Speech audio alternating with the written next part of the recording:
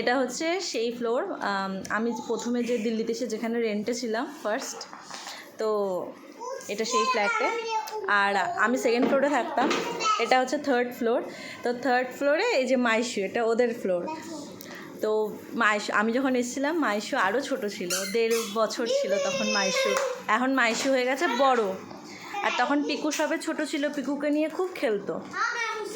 আর পিকু হওয়ার আগে আমি মাইশুকে নিয়ে আসতাম আমার কাছে, ও আমার সাথে খেলতো। তখন তো প্রেগনেন্ট ছিলাম আমি। আর এখন দেখো আমার মেয়ে খেলছে এদের সাথে। আসবো করে মানে অ্যাকচুয়ালি আত্মীয়দের বাড়ি, যে আসবো ওদের কাছে, যে একসাথে ওকে মেয়েও খেলবে ওদের সাথে, পিকুর সাথে। তো আর সময় হয়ে উঠছিল না, তা আজকে সময় হয়েছে। পার্কটাও একদম পাশে, আমার আগের সোসাইটি, এর আগে আমি ব্লগে বলেছিলাম যে আমার আগের সোসাইটির একদম পাশের সোসাইটির, আমি এখন নতুন যেখানে থাকি একদম পাশের সোসাইটি। তো এই যে, আর এই যে আরতি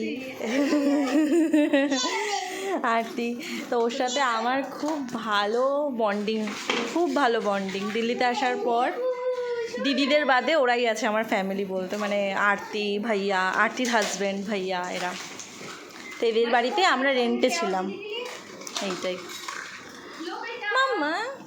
আর এরা দুজন, যে ওর নাম দৈবিক আর কিয়ান, ওরা দুজন হচ্ছে আরতির জায়ের 2 ছেলে। এসব বন্ধু, এখন হচ্ছে পিকুও বন্ধু হয়ে গেছে।